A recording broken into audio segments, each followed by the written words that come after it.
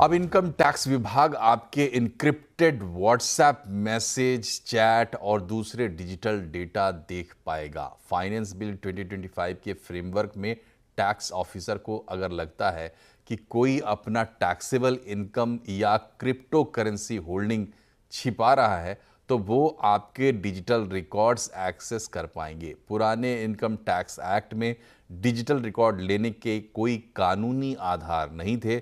वित्त मंत्री निर्मला सीतारमण ने संसद में इस नए प्रावधान का बचाव किया है। वित्त मंत्री ने कहा कि डिजिटल रिकॉर्ड टैक्स चोरी पकड़ने में काफ़ी मददगार साबित होते रहे हैं। पहले भी मैसेज और चैट के जरिए सैकड़ों करोड़ के काले धन का पता लगाया गया है। So the WhatsApp group of key persons include many professionals also, unfortunately. So we had to contemplate on how to be lawfully on the side of law to say that these evidences which are incriminating in themselves, therefore it has been brought in.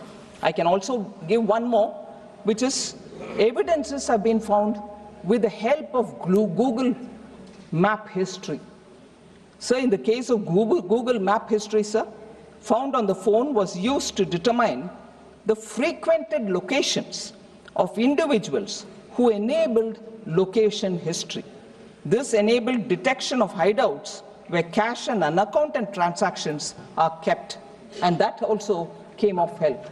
So there is a need for us to change or add the digital elements into the act itself.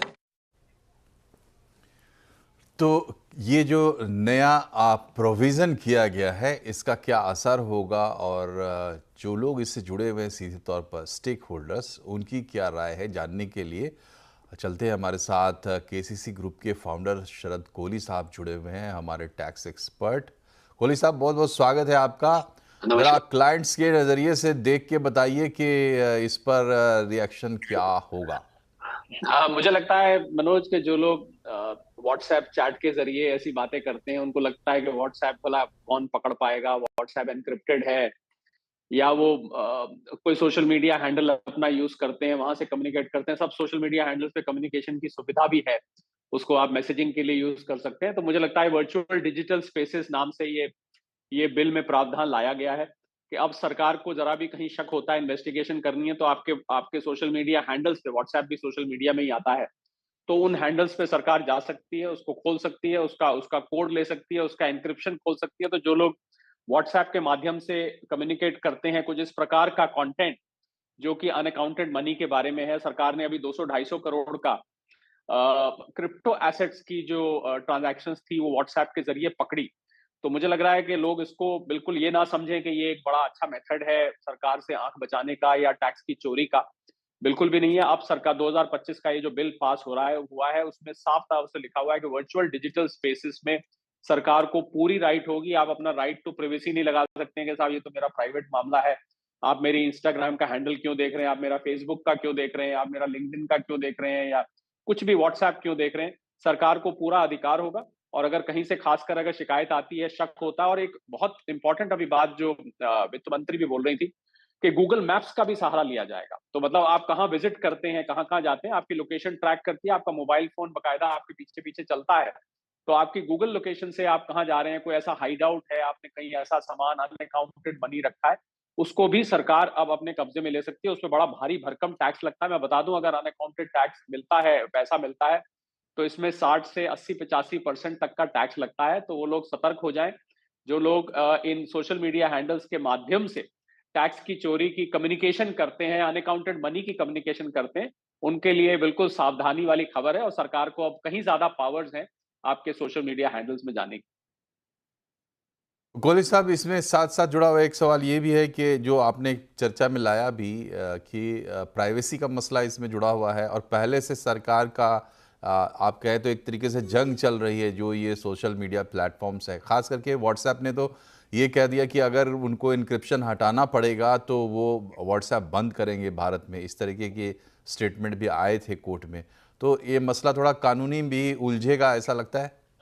उलझ सकता है, कि case to case depend करेगा कि किस extent तक सरकार जाती है। हो सकता है कोई कोई इसको कोर्ट में ले जाना चाहे, पर मुझे लगता है कि व्हाट्सएप भी इसमें पीछे नहीं हटेगा, क्योंकि कोई भी सोशल मीडिया प्लेटफॉर्म ये नहीं चाहेगा कि उसके प्लेटफॉर्म का उपयोग टैक्स की चोरी के लिए किया जाए या किसी अवैध गतिविधि के लिए किया जाए, क्योंकि अवैध गतिविधि भी कई बार इससे जुड़ जाती है। तो ऐसे में सोशल मीडिया प्लेटफॉर्म्स कोऑपरेट करते हैं। हाँ, नॉर्मल प्रिवेसी ब्रीच होती है, किसी की कॉन्वर्सेशन आप ब्रीच करने की कोशिश कर रहे हैं, पर कोई भारी भरकम अगर मुद्दा है, कोई वाकई ऐसा मुद्दा है जहां लाखों हजारों करोड़ की या कई सैकड़ों करोड़ की टैक्स की चोरी है, तो मुझे नहीं लगता कि मेटा जैसा प्लेटफॉर्म, व्हाट्सएप मेटा चलाता है, उसको ऐतराज होगा या गूगल को ऐतराज होगा। पर हाँ, कानूनी पेच फंस सकता है। अगर कोई व्यक्ति को लगता है उसकी प्राइवेसी ब्रीच हो रही है, तो वो इन प्रावधानों का सहारा लेके, जहां पर राइट टू प्राइवेसी इनमें होती है, एन्क्रिप्शन ब्रेक करने का नहीं होता है।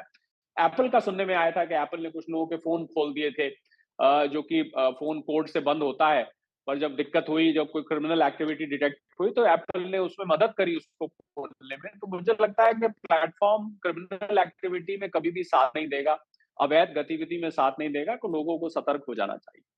जी, अवैध गतिविधि होनी भी नहीं चाहिए, चाहे वो परपेट्रेटर्स की तरफ से हो या मिसयूज़ की बात हो। बहुत बहुत शुक्रिया आपका शरद कोहली साहब, हमसे जुड़ने के लिए और अपने विचार रखने के लिए।